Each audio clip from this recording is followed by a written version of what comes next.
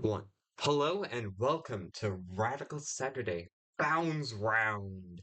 That's right, this isn't part of the normal episodes of season one of Radical Saturday. This is a very special bonus episode.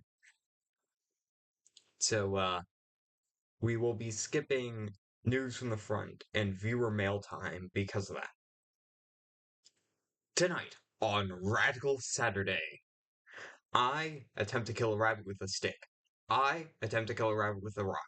And I press this button. Ugh! Oh god!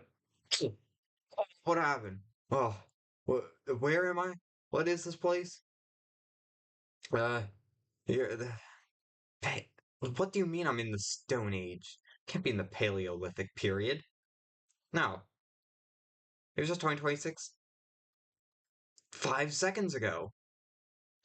The rescue will arrive in about 10 to 15 minutes? Or, sorry, 5 to 10 minutes? What?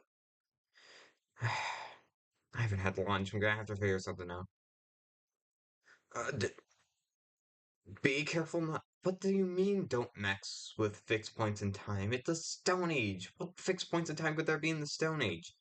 Uh, but my arms are too weak to, uh, hunt food by hand. I have to use something ranged. What's that? A rabbit? Oh, that could be a source of food. Here. Oh.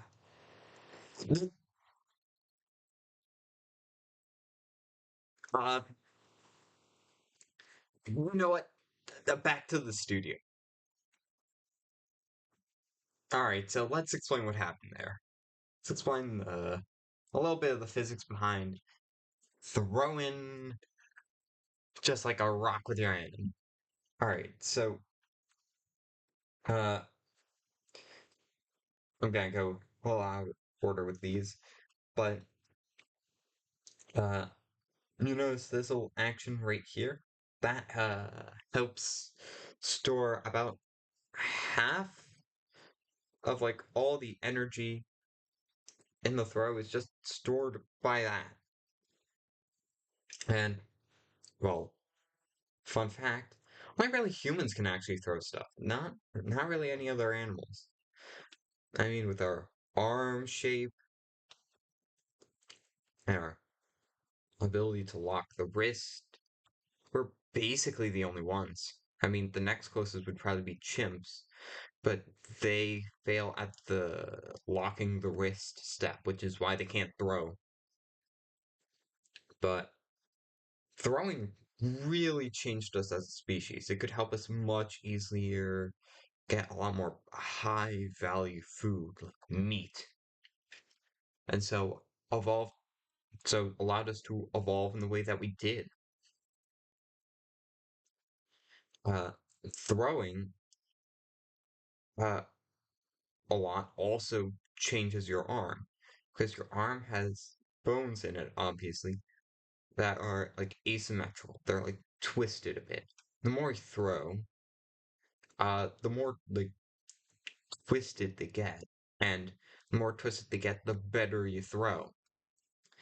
So, uh, eventually, you could be like this very famous man right here, who I'll leave to the audience to identify, and be very good at throwing. But I gotta try something else. Let's see what I found. A spear. All right. This will get that rabbit.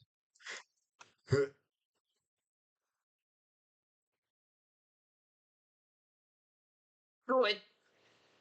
What? What happened? No, we're going back to the studio. What happened? All right. So, what was very clearly a spear? Ignore the fact it doesn't have a tip. Uh, is better, but appears not to have helped. Uh, but spears do have some advantages. The pointed tip on a spear increases aerodynamics and allows you to put all the force. into a single point. But like not all spears or arrows, to be more precise, are the same.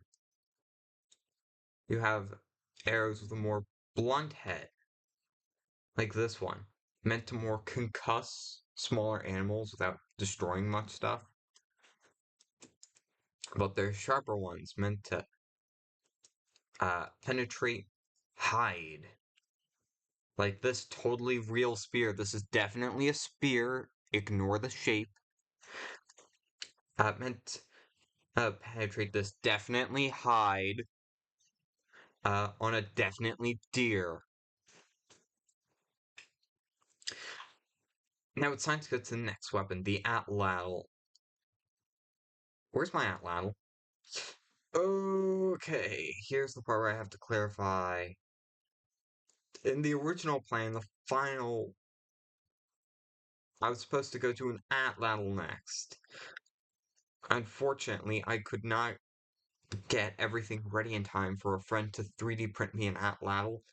So, I'm just gonna briefly go over the physics on why atlatls are freakishly overpowered. They basically add a second joint, allowing for greatly increased accuracy and power. If you've seen someone throw a javelin and seen someone use an atlatl, the difference is night and day. Alright, but ooh, I found a good one next. Got myself a rock sling.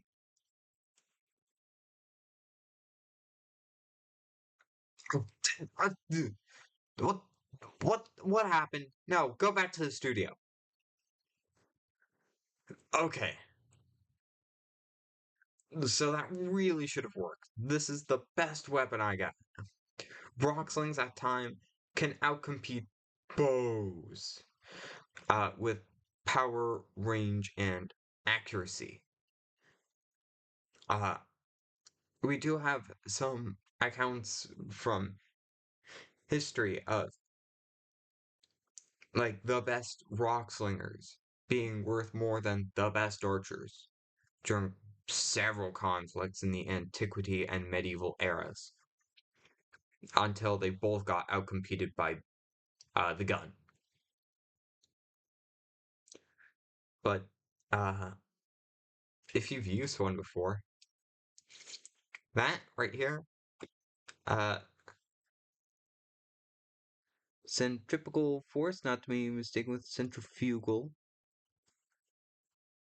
Yeah, it's not real. It's just inertia. The best way to describe it is you're driving in your car and you take a turn and you feel the turn. You didn't actually feel the turn. You want to go forward, but your car took a turn. So that conflict of interest until it's resolved uh, is what you perceive as, yeah, centripetal force. Centrifugal force is real though. And alright, rock slings can be real great fun, especially if you're a dog person. You can put a tennis ball in it and play fetch with your dog at really far ranges. Uh, but they're dangerous. I mean, I literally mentioned how they're more deadly than bows by a trained professional. And they can also be dangerous by untrained professionals either. So, well, not professionals, by amateurs. So, if you're young enough and have parental approval, or if you're old enough and uh, know the safe conditions and environment, here's a little guide if you want to use one. At the end, I'll point to one of the sources, which I use to assemble my rock sling. But at the end of the rock sling, there is a loop, and in the grip I used, I put it around the middle finger but didn't go all the way to the base. I kept it pretty high up on the finger and just bent it slightly to make sure it wouldn't come off. Then I laid the open half, the one that's released, on the middle, between the two jointed segments of my index finger and held it down with my thumb. Uh, and you, of course, rotate it. And when you release, you kind of throw the knot. I highly recommend you try this with a tennis ball so you don't get yourself or anyone else hurt. But I got one final idea.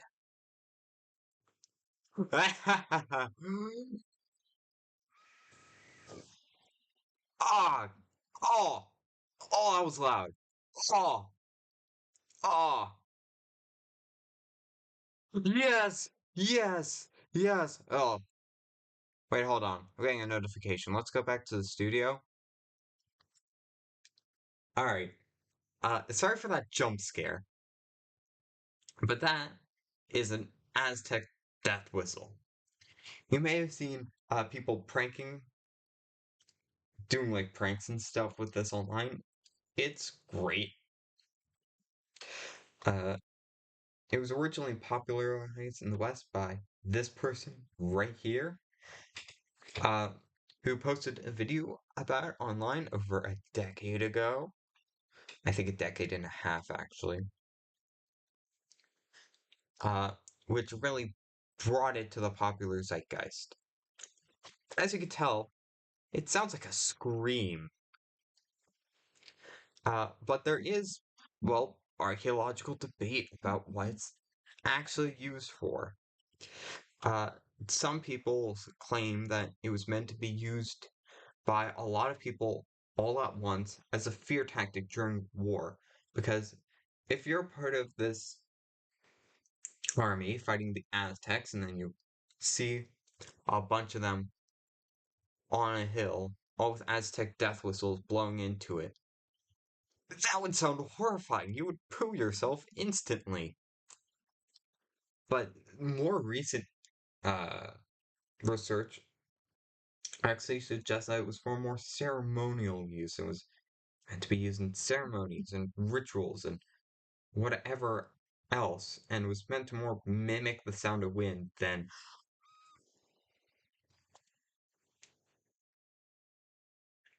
Sorry about scaring you again.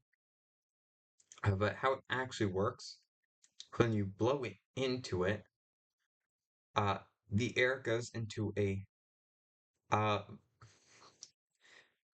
vibrating air pocket, then gets amplified by a resonator and let out, creating this weird and unique white noise that sounds like I'm about to throw it in, blow it in 3, 2, 1. That sounds like a human scream. But here's the thing. Wear hearing protection because it can go from 115 decibels to over 125 decibels. And the one I have right here uh, is advertised, actually doesn't have any advertised numbers, but some of the ones online advertise their decibels, and you need hearing protection. Anyways, what was that about again? Oh yeah, almost forgot. How do you make one without using clay? Alright, so you'll need a couple things.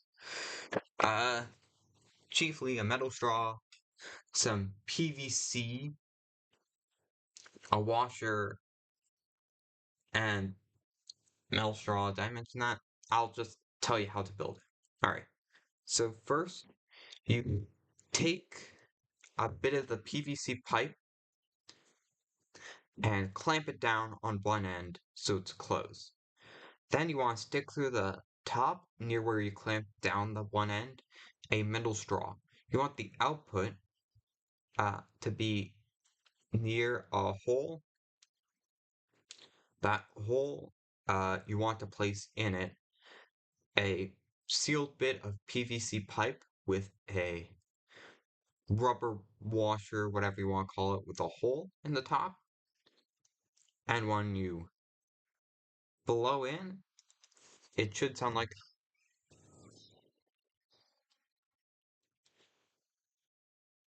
Alright, but I got a notification. What was the notification? Uh, Pay attention, all who are trapped in this time period. I think that should just be me. Uh, do not kill any rabbits. For a Neolithic hunter-gatherer,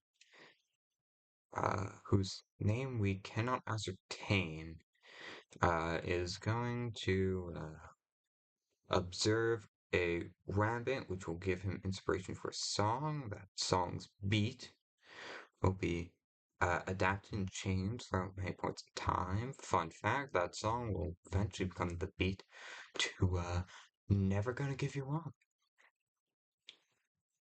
Wait. Oh no! Whoop!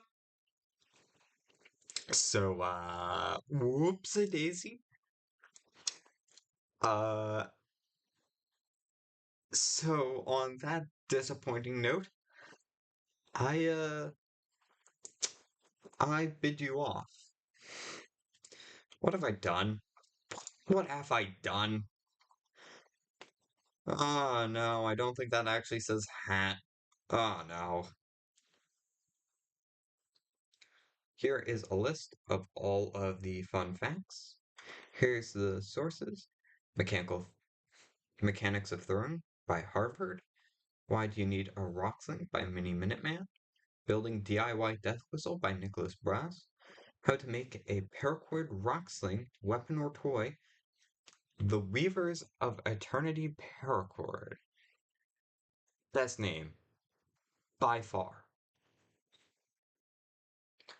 And before I bid you adieu, I have some questions for you. Uh, Maybe if you're a teacher using this as an assignment or something, you can give out the class a worksheet with these. Questions to test your knowledge. Why are chimps worse throwers? What's an outlaw? Is centrifugal force real? How loud is an Aztec death whistle?